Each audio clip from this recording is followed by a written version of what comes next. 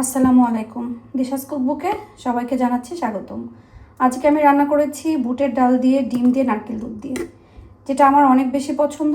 ছোটোবেলায় ঠিক এভাবে খেতাম, সেই স্বাদটাই আমি ধরে রাখার জন্য রান্নাটা প্রায় করে থাকি। তো আজকে ভাবলাম আপনাদের সাথে শেয়ার করি আমার এই রান্নাটা। আপনারা দেখবেন, দেখে ভালো লাগলে আমার চ্যানেলটা সাবস্ক্রাইব করবেন এবং কমেন্ট করে জানাবেন যে আপনাদের কাছে এই তরকারিটা বা নারকেল দুধের ডিম দিয়ে বুটের ডালটা কেমন লেগেছে। এখানে আমি 8টা ডিম নিয়েছি, আর 8টা ডিমের ভিতরে লবণ, সামান্য হলুদ আর নারকেল কোড়ানি দিয়ে দিয়েছি। যেহেতু এটা নারকেল দুধে রান্না হবে, এই জন্য এর ভিতরে ডিমের ভিতরে একটু নারকেল দিলে তখন ডিমটা খেতে আসলে অনেক বেশি ভালো লাগে। আমি এইভাবে রান্না করে আগে খেয়েছি, আমার কাছে মজা লেগেছে, তাই ভাবলাম আপনাদের সাথেও আজকে শেয়ার করি। সেটা ভালোভাবে আমি নারকেলটা মিক্স করে নিই ডিমের সাথে। ডিমটা ভেজে নিই।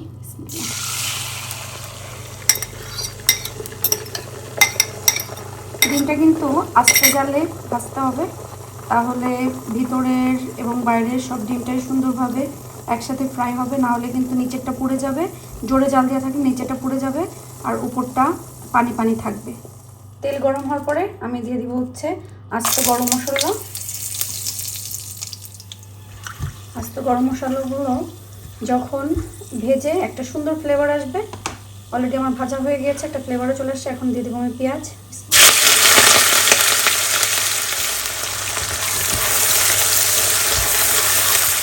পেঁয়াজটা একটু ভেজে আসার পরে আমি কিন্তু 4 কিউব আদা রসুন পেস্ট দিয়ে দিচ্ছি, যেটা আর কি টেবিল চামচের 1 চামচ আদা বাটা, 1 চামচ রসুন বাটা হবে।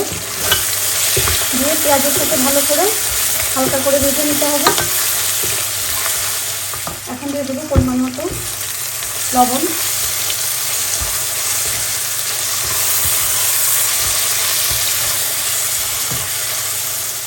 দিয়ে দিব সামান্য পানি।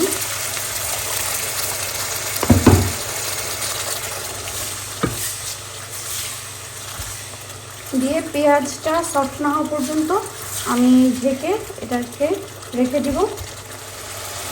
পেঁয়াজ সফট করে তেল উঠে আসছে, এই পর্যায়ে আমি মশলা দিয়ে দেব।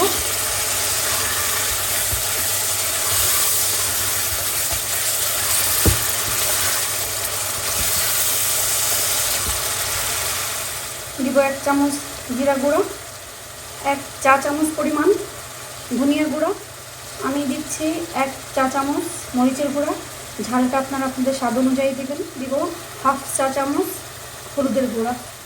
এখন ভালো করে হালকা একটু মিক্স করে দিয়ে দিব গরম পানি।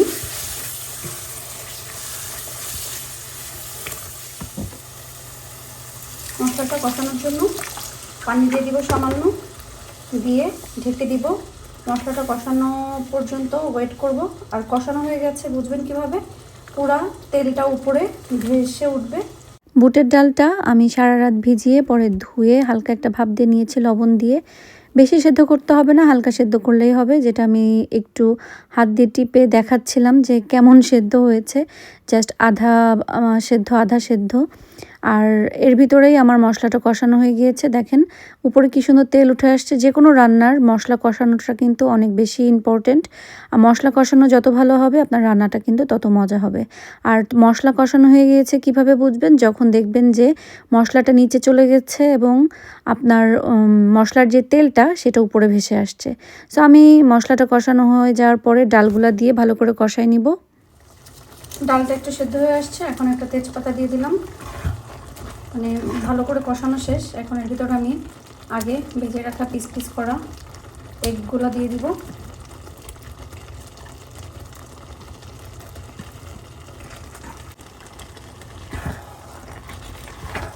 ডালের সাথে ভালো করে এটা মিক্স করে ফেলবো। জাস্ট 5 মিনিট আমি ডালের সাথে ডিমটা দিয়ে কষাবো। 5 মিনিট আমি ডিম আর ডালের সাথে কষাই নিয়েছি। এর ভিতরে এখন দিয়ে দেবো আমি নারকেল দুধটা।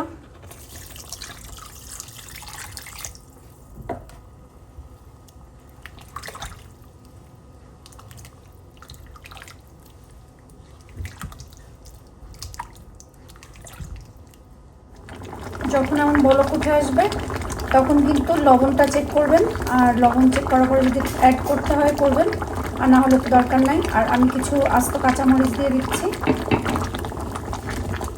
যারা ঝাল পছন্দ করেন তারা কিন্তু মাঝখান থেকে কেটেও দিতে পারেন।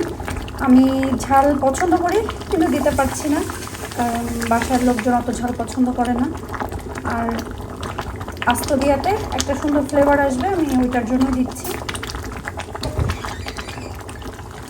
বুটের ডাল দিয়ে নারকেল দুধ দিয়ে ডিম দিয়ে রান্না করা শেষ।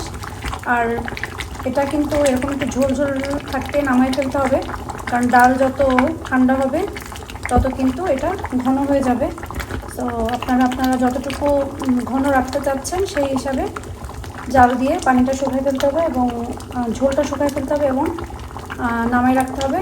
আমি এখনই নামাই ফেলবো, কারণ ডিম প্লাস ডাল সব কিছুই কিন্তু ঝোলটা অনেক বেশি টেনে নেবে, পরে একদম বেশি ড্রাই হয়ে যাবে। আমি তো ড্রাই চাচ্ছি না। তো এখন আমি চুলাটা অফ করে দেব। নারকেল দুধের এই ডালের তরকারিটা লাস্টে যে জিনিসটা না দিলে কিন্তু একদম অপূর্ণ থাকবে, সেটা হচ্ছে ভাজা জিরার গুঁড়া। ভাজা জিরার গুঁড়া দিয়ে দিতে হবে, দিয়ে জাস্ট একটু হালকা করে মিক্স করে দিবেন। সুন্দর একটা ফ্লেভার আসবে, খেতেও কিন্তু অনেক বেশি ভালো লাগবে। নারকেল দুধ দিয়ে বুটের ডাল এবং ডিমের এই রান্নাটা আপনাদের কাছে কেমন লাগলো, বা কে এইভাবে রান্না করে খান সেটা কমেন্ট করে জানাবেন। আর যারা এখনও ট্রাই করেননি প্লিজ ট্রাই করে দেখবেন, এটা খেতে কিন্তু অনেক বেশি মজা লাগে। আমার রান্না শেষ বাংলাদেশ। সো আপনারা ট্রাই করবেন, ট্রাই করে জানাবেন কেমন লেগেছে। আল্লাহ হাফেজ।